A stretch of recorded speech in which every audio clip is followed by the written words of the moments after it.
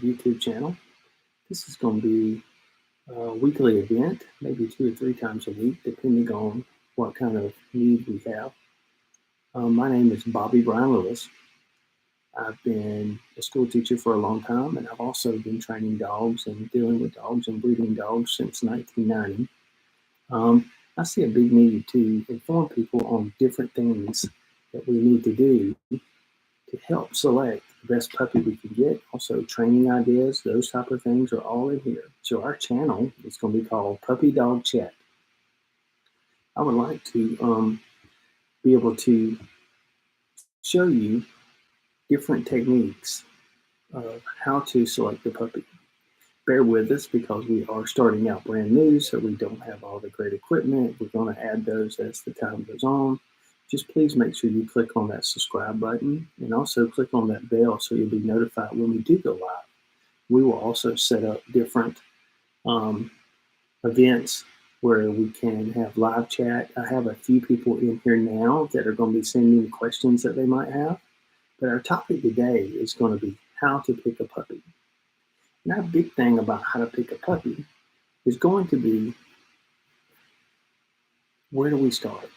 What kind of dog do you want? So once you figure out what kind of dog you want, then you need to determine what are your steps after you've picked your breed.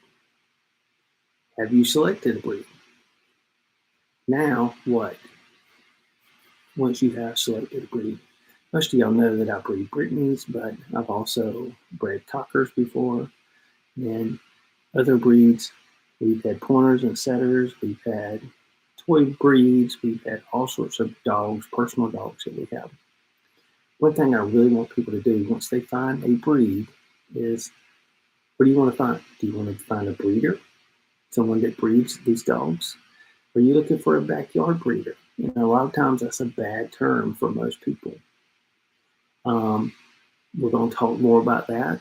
And then I'll already have a question come in about backyard breeders, and we'll answer that in just a second. Thank you for Matt for sending in that question. Pedigrees. Is it a purebred? Is it a mixed breed? Is it adopt a puppy from a shelter? Health testing. What kind of age of puppy or dog do you want? Just because you're wanting a dog doesn't mean you have to get a 6-week-old puppy or a 10-week-old puppy. Let's jump real quick to breeders and backyard breeders. The big distinguisher here to me is that a lot of times maybe a backyard breeder has the best intentions, but they have a dog they love. They're the best friend. It's the best dog for them. It's the best dog they've ever had. And they're thinking, I need to sell puppies off of this dog because there's no better dog than this. And so sometimes, just like breeders, backyard breeders get blinders on and their dog is the best ever. So nothing wrong with buying from a backyard breeder. There's some questions that might come up from this later, as far as, do they do health testing? Do they do any guarantees? How would they know they have the best dog if they haven't had but one of that type of dog? Also, what are your thoughts about usage? Is your dog going to be a utility dog, a hunting dog, a field trial dog, a trick dog, a scent test dog? Is it going to do fast cat? Is it going to do obedience? K9 good citizen? What are all those things mean? And so over the next couple of weeks, we're going to be visiting all these different topics. But the big one today that I think that you need to start with any type of puppy, the number one thing is pedigrees. Where does this dog come from? Now, a pedigree is going to be able to tell you if there's any titles or championships or awards on that dog's parents. Now, who cares? Well, why would that matter? The big thing is that tells you what that dog can and can't do. I can sit here and tell you I have the greatest hunting dog ever. And this dog listens to every obedience I give that dog. But unless I can show you something to prove that, you just have to take my word. So that's really why, who cares? If I have an obedience title on my dog, then you know that my dog did that and proved itself with an obedience title. And some people are like, well, I don't really care. But the problem is, it's going to predetermine maybe where your dog's going to head down the road. That means is just because this was a great dog and this was a great dog and you bred those two together, but you have no titles, you really have no background on that dog. That's why a lot of times people say this dog came from this bloodline, this dog came from this bloodline. And these different titles, what are they meaning to everyone would be, I am looking for a dog who can be a hunting dog. Well, I might be looking for a hunting title. I might be looking for hunt test titles. I might be looking for a field champion. If I'm looking for an indoor dog and I want that dog to be a family pet, do I need to get a dog that's won the national championship in hunting? Do I need to get a dog that has a field championship or a hunt test? Maybe that's not the best dog for me. Maybe I'm looking for a well-rounded dog. So now I'm looking for a dog that its parents maybe had different types of titles. Maybe it had a show championship. Maybe it had an obedience title. Maybe it was a trick dog. Maybe it was a dog diving dog. All those different things can come into here. So how can you use this to pick a dog or to pick a puppy? The first thing is to make sure you're looking at the pedigree from your breeder, or if they post one online. Does it have FC in front of its name? Does it have CH in front of its name? Those are titles that a lot of will show up in the front of the name of the registered dog name. Or are you looking for a title after the name? JH means junior hunter. TKN means trick dog. CGC means canine good citizen. Rado means a dog that participated in barn hunt. DS is a dog diving title. All those are indications of what the parents did and didn't do. So if you don't see any titles, that might be something for you to kind of be aware of. Not saying it's a bad, not saying it's the best dog in the world. As you can see this dog here, this is one of my dogs. Pasalica, branded man. As you can tell, he has a show championship. He has his junior hunter. He has his canine good citizen. And he also has his trick dog title. The next dog down is just a made-up dog name, Big Boy Blue, but he was actually a field champion. Is that field championship in hunting going to be the best kind of dog for you to buy a puppy that you want to keep inside? Maybe not. The SH means it's a senior hunter title, and that is after a senior hunt title, and hunt titles go after the name. Here's another dog, Hilltop Hillbilly. It's a master hunter and also has canine good citizen. Look at this dog. This dog has an obedience title and a hunting title, so maybe that interests you. This is a pedigree I found online. As you can tell here, you have the different names here of all the dogs. It actually tells you here that you have an OFA, which is the Orthopedic Foundation of Animals, where they test dogs for different elbows, hips, heart, eyes, patellas, all these different things. Well, you can tell some of these dogs have had that done, so it tells you here OFA here. Also, here is a dog. It has its registration number when it was registered, its microchip number here. But do you see any championships or field championships on any of these dogs? I don't see any. And then after the name, oh, I see one here. It looks like that one says MH. So it might have been a master hunter. But this far back in the pedigree, is that really going to help you pick a puppy that's way up here in your pedigree? Probably not. But titles do give you indications. So if I looked at this, if I was looking for titles, I don't see any within the first 2 or 3 generations. So I probably wouldn't really benefit me to find all these titles back here because it's way far away from our puppy. Let's look at, this is a pedigree you can get offline. This happens to be one of my dogs again, just so I want to make sure I'll share stuff that I know I can share. His dad is the 2-time National Gun Dog Champion, 2 times National Gun Dog Championship. As you can tell here too, this pedigree isn't certified like the other one was. This is someone that people put together. As you can tell, his granddad was a champion. Also, his granddad had won the National Walking Gun Dog Championship. And then we see other field champions here. We also see show championships and field championships and amateur field championships. HOF means he's in the Hall of Fame. So these dogs are in the Hall of Fame. So very close to my dog here, we can see those championships. And you can tell here this pedigree to go back is certified from the American Kennel Club. So if someone just didn't write this down and say this was the pedigree, this is actually recorded. This right here is actually recorded, but this is a site that you can get pedigrees from. And this pedigree, I know I have the real one from AKC, but I wanted to show you one that someone could actually make up and show you that it's incorrect. So main thing about pedigrees is looking for those titles. If you're looking for a hunting dog, you want to be looking for field champion, amateur field champion, national champion dog. But if you're looking for a pet, you might not be looking for those type of titles. You might be looking for a dog that has obedience titles, maybe has K9 Good Citizen title, maybe has a title that might meet the needs of what your family's looking for. Here's another pedigree here, but this one I got off the OFA site, the Orthopedic Foundation of Animals. And this pedigree here tells you what this dog scored for its hips. It also tells you its siblings and if this dog has any offspring that has been tested. Then it goes back to grandparents and great-grandparents.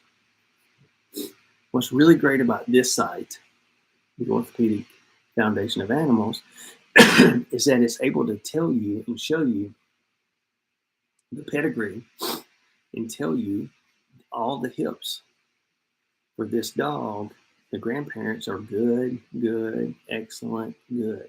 Now, this is going to be a whole episode on OFA, but I do want to take you into what OFA looks like. So this is one of my dogs here again. It doesn't have to be a breeding. All dog breeds are in here. And it tells you what this dog scored for its eye test. It was normal. Patellas were normal. Sorry there. And its basic cardiac was normal. If we go back and we open up all the test scores, we'll see here that her parents has all their eye testing here, patellas, elbows, hips, all this stuff gives it to you. So if I break this down for the pedigree, it's going to go and show me the dog that I'm looking at. And it's also going to show me the parents, what their scores were. And these are just for hips. And if I scroll down, the elbows here. And if I scroll down, these are the eye tests. So it tells you these dogs here were untested. Now, what could that mean? That could mean that there might be a hidden gene somewhere that might make your dog have less than perfect hips, could have elbow problems later, depending on that. Even if you have two dogs that score excellent hips, there's still a chance of them having bad hips. Now, those hips might not ever affect them, but they might not get a score of passing on their hips. Let's go back to our presentation again here. I want to go back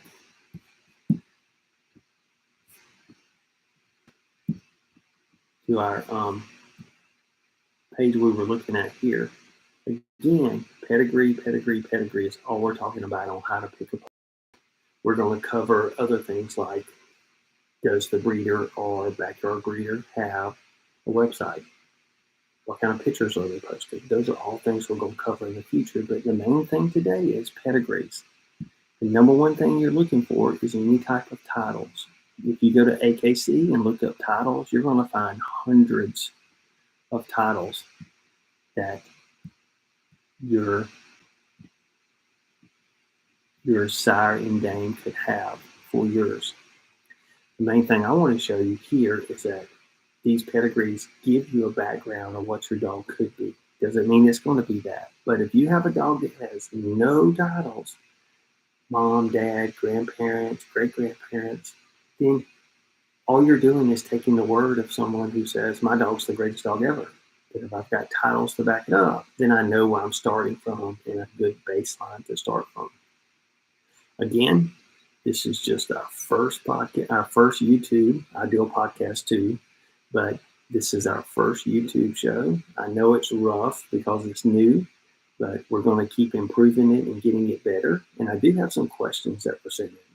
Someone wants to know, why would I be worried about the pedigree? Thank you. I think that's John. John, thank you for that question. The thing about it, again, it gives you a background to look and see. If we go back to our beginning here, these titles, if I've got a field championship and I'm raising and I'm buying a puppy that both parents are field champions, does that mean they're going to be good inside dogs? They were hunting champions out in the woods. Does that mean they're good inside dogs? I don't know. But what do you think? If they're great field champions and they have no other title, do you think they would be a good dog to sit on the couch? Also, if you're looking at buying a toy breed and it doesn't have the required health testing, maybe that's going to help you, then that might hurt your investment down the road because you're buying a puppy that might have health problems down the road. Toy breeds are notorious for having patella problems. That means kneecap problems. They're also more notorious for having other issues as far as eyes, and their hips are not as bad because they don't carry as much weight as a bigger dog does. So those type of health testing are very important, especially if you're buying a puppy. And it's and I'm sorry, my dogs are fussing in the next room, but this would just be able to guide you in your decision making. Titles, pedigree, that's where you're going. If you have a pedigree from a breeder and there's no titles on that, then I want to see video of the parents, of how good they are. If they're a great hunting dog, I want to see videos of it. If you're looking to buy a great hunting dog, if they're a well-rounded dog, what titles could they have? All these different titles are found on the AKC website, and there's anywhere from duck diving to dog diving, not duck diving, to field championships, to scent work, to farm dogs, anything you can think of, there's a title for it on AKC. So there's also a temperament test now that they have called ATT. So that's where you're able to go in and it judges the temperament of your dog. If I got a house dog, that's what I want. I want a temperament test on the Siren Dane. I also might want obedience titles because that's going to tell me how easy they are to train. That's all that means. Again, let's cover that. Those titles just show that that dog did this at one time, and that gives you a base to start from. If you're a person looking for a family dog and the dog has no titles to it and those type of things, you're starting out with an unknown. Let's say you adopt a dog from the shelter. You're starting out with an unknown. That's why some people prefer to go with purebreds, because they know there's a foundation there and they know those type of things. So those are just some basic things. The number one thing we're going to cover today that we have covered is how to pick a puppy, is this piece here, pedigrees. We're going to be covering other aspects of this over the next couple of weeks. Pedigrees is what we're looking to cover. Okay, I got another question here. If I see a title before the name or after the name, yes, that will give you some type of indication of what the dog has done, the parents have done. Also, don't be afraid to use the OFA site, the Orthopedic Foundation of Animals, to look up health information on dogs, especially if you're spending a lot of money. I would be looking for dogs that have been tested. This doesn't guarantee anything, but it gives you a better percentage of getting a healthier puppy. And like I said, over the next couple of weeks, we'll be covering different topics on how to pick a puppy. And it's not picking what color, male or female. It is picking what we can actually look at now. Again, the first thing we're talking about today is pedigrees. Look at those pedigrees. If you see a dog that has no championships, no titles for 3 or 4 generations back, you're probably doing a coin toss in the air if that puppy will be exceptional or not, or mediocre. Those type of things can help make a decision, especially if you're spending money and it's a little bit more money to get this type of dog that has more titles. It might be worth spending that little extra money for dogs with titles. Like I said, it shows you where this dog has started from. It shows you the potential of this dog. That's what we're looking for pedigrees. Again, click on that subscribe button at the bottom because we're trying to grow this channel so we can help people make informed decisions on anything. Puppy Dog Chat is our title. Please share this with other people so they can get informed and you can also be able to help them. We're looking for our next episode in about 2 days. I will actually post a live link so people can join and add more. Today we just had a limited crowd, and I appreciate the 4 or 5 people who joined, but in a couple of days we will actually have the live link. Thank you so much for joining us again. Share this with anyone you can, and also make sure you hit that subscribe button and the bell.